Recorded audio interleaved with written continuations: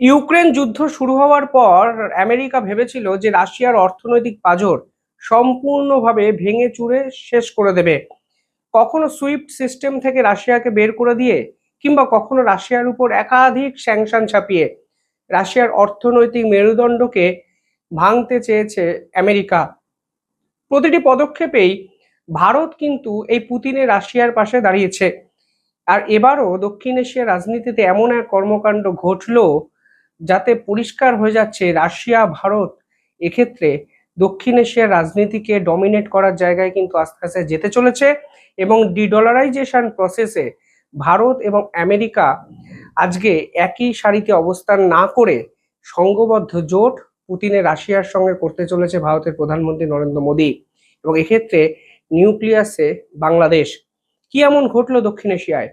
কেন হঠাৎ করে রাশিয়া, বাংলাদেশ এবং ভারতবর্ষের এই সংমিশ্রণ আন্তর্জাতিক মিডিয়ার হেডলাইনে পৌঁছলো?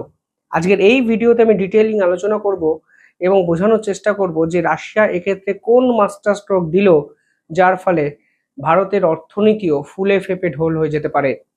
ভিডিওটি শেষ অবধি দেখবেন। আর ছোট্ট একটা অনুরোধ, যারা এই ভিডিও দেখছেন তারা চ্যানেলটিকে ভালো লাগলে একটু সাবস্ক্রাইব করে পাশে থাকবেন। 2026 সাল, বিশ্ব রাজনীতি এই মুহূর্তে যে মোড়ে এসে দাঁড়িয়েছে তাতে ওয়াশিংটনের সব থেকে বড় কূটনৈতিক যে বিশ্লেষকরা আছেন তাদেরও কিন্তু ঘুম হারাম হয়ে গেছে। দক্ষিণ এশিয়ার বুকে এক জিওপলিটিক্যাল এবং ইকোনমিক্যাল চাল চেলে দিয়েছে রাশিয়া, এবং রাশিয়ার সঙ্গে এই মুহূর্তে ভারত একত্রে সেই চালে ডোনাল্ড ট্রাম্পের আমেরিকাকে কিস্তিমাত করতে চাইছেন। বাংলাদেশ এবং রাশিয়ার মধ্যে এবার কোটি কোটি বাণিজ্য লেনদেন যে ডলারে হতো, সেই ডলারে এবার থেকে সম্পূর্ণভাবে লেনদেন বন্ধ করতে চলেছে রাশিয়া। অর্থাৎ কয়েক হাজার কোটি টাকার যে রংপুর পারমাণবিক বিদ্যুৎ কেন্দ্র, সেই প্রকল্পের লোন শোধ করার প্রক্রিয়া হতে চলেছে ভারতীয় রুপি। অর্থাৎ ভারতীয় রুপির ভ্যালু আন্তর্জাতিক স্তরে বাড়ানোর জন্য ঝাঁপিয়ে পড়ল রাশিয়া। এতদিন অবধি তারা চীনের ওয়াংয়ে সেই টাকা দিত ডিডলারাইজেশন শুরু হওয়ার পর। মানে রাশিয়া যখন ডলার সিস্টেম, সুইফট সিস্টেম থেকে বেরিয়ে যায়, আমেরিকা যখন তাদেরকে ঘাড় ধাক্কা দিয়ে বার করে আন্তর্জাতিক স্তরে রাশিয়াকে নিষিদ্ধ করার চেষ্টা করে, ঠিক তখন চীনের ওয়াং এর মাধ্যমে রাশিয়া কিন্তু এই বিল নিত। অর্থাৎ বাংলাদেশ চীনের ব্যাংকে পাঠাতো, চীন রাশিয়াকে পাঠাতো। কিন্তু এবার রাশিয়া বলছে না, আর অন্য কোনো রাষ্ট্রে নয়, তোমরা সরাসরি আমাদের বন্ধু রাষ্ট্র ভারতে সেই টাকা পাঠাও। কিসের মাধ্যমে টাকা পাঠাবে? রুপি সিস্টেমের মাধ্যমে টাকা পাঠাবে। অর্থাৎ আন্তর্জাতিক স্তর যখন ভারতীয় মুদ্রায় ব্যবসা বাণিজ্য শুরু করবে, তখন টাকার দাম যেমন বাড়বে, টাকার গুরুত্ব কিন্তু অনেক বেশি বাড়বে। কারণ রাশিয়ার মতো একটি সর্ববৃহৎ রাষ্ট্র যখন রুপিকে এত মূল্য দেয়, তখন রুপির ভ্যালু কিন্তু বহির্বিশ্ব অর্থাৎ বাইরের অনেক রাষ্ট্রের কাছেও কিন্তু বাড়তে শুরু করবে।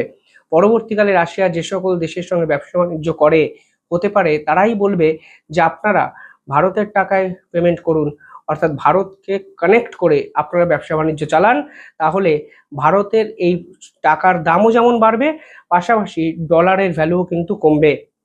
কিন্তু কেন হঠাৎ করে রাশিয়া নিজের মুদ্রা রুবেল কিংবা চীনা ইউয়াং ছেড়ে ভারতীয় রুপির উপর ভরসা রাখছে? এতে কি আমেরিকার যে আধিপত্য সেখানে বড় আঘাত আসতে চলেছে? অর্থাৎ আন্তর্জাতিক এই অর্থনৈতিক দাবা খেলায় এই মুহূর্তে ভারতের লাভটা ঠিক কোথায়, তাও একটু সহজে বোঝা প্রয়োজন। পাবনার রূপপুর নিউক্লিয়ার পাওয়ার প্ল্যান্টের এক্ষেত্রে একটা উল্লেখযোগ্য ভূমিকা আছে। আর এই গল্পের সূচনা যদি বুঝতে হয়, তাহলে আপনাকে ফিরে যেতে হবে এই বড় প্রজেক্ট পাবনার রূপপুর পারমাণবিক কেন্দ্রের দিকে। $12 বিলিয়ন বেশি খরচে গড়ে ওঠা এই পারমাণবিক কেন্দ্রটির সিংহভাগ অর্থায়ন করেছে রাশিয়া। প্রকল্পের নির্মাণ কাজ প্রায় শেষ, কিন্তু ঝামেলা হঠাৎ করে লাগলো ইউক্রেন যুদ্ধে। এবং তৎকালীন মার্কিন নিষেধাজ্ঞা প্রতি বছর যে শত শত মিলিয়ন ডলারের কিস্তি বাংলাদেশ শোধ করত, সেই কিস্তি শোধ কিন্তু আটকে গেল। পরবর্তীকালে সেই ব্যাংকিং চেন বিপর্যস্ত হয়ে যাওয়ার পর বাংলাদেশও কিন্তু সমস্যায় পড়ে। রূপপুরের অর্থ লেনদেনের জন্য দায়িত্বপ্রাপ্ত রাশিয়ান ব্যাংকগুলির উপর সরাসরি মার্কিন নিষেধাজ্ঞা আরোপ করা হয়েছিল আমেরিকার পক্ষ থেকে। বিশ্বব্যাপী ডলারে লেনদেন পরিচালনা করে আমেরিকার ক্লিয়ারিং ব্যাংকগুলো। ফলে বাংলাদেশ চাইলেও ওয়াশিংটনের নিষেধাজ্ঞার ভয়ে মস্কোকে সেই অর্থ ট্রান্সফার করতে পারছিল না। একটি মধ্যবর্তী পথ হিসাবে বাংলাদেশ সরকার ঢাকার সোনালী ব্যাংকে অ্যাকাউন্ট খুলে কিস্তির টাকা জমা করতে শুরু করে, কিন্তু সেই টাকা সে অর্থে পড়েই ছিল, কারণ পাঠানোর মতো কোনো ব্যবস্থাই তারা করতে পারেনি। সোনালী ব্যাংকে হাজার হাজার কোটি টাকা জমা থাকলেও রাশিয়া পরবর্তীকালে সেই ফান্ড কোনোভাবেই তাদের দেশে নিয়ে যেতে পারছিল না। বাংলাদেশ প্রস্তাব দিয়েছিল রাশিয়া যেন সেই জমানো অর্থেই বাংলাদেশে নতুন বিনিয়োগ শেষ করে, কিন্তু বাংলাদেশে কেন বিনিয়োগ করবে রাশিয়া? বিনিয়োগের জায়গাটাই বা কোথায়? বাংলাদেশে ইনভেস্টমেন্ট করা মানে আলটিমেটলি যে লস, তা কিন্তু পুতিন সরকার বোঝে। ফলে পুতিন সরকার সেই প্রস্তাবকে প্রত্যাখ্যান করে এবং পরবর্তীকালে তারা সুইফট সিস্টেমের বিকল্প এক পন্থা মানে খুঁজে বার করার কিন্তু চেষ্টা করে। এই মুহূর্তে আরো একটা প্রশ্ন, যে রাশিয়া চীনের মাধ্যমে কিছু টাকা এর আগে নিয়েছে, কিন্তু হঠাৎ করে চীনা মুদ্রা ইউয়ানে কেন এই অর্থ লেনদেন রাশিয়া করতে চাইছে না? দেখুন, রাশিয়া প্রথমে বাংলাদেশকে প্রস্তাব দিয়েছিল যে রূপপুর যে বিদ্যুৎ কেন্দ্রের কথা বলা হচ্ছে তার ঋণের কিস্তি ইউয়ানেই শোধ করা হোক।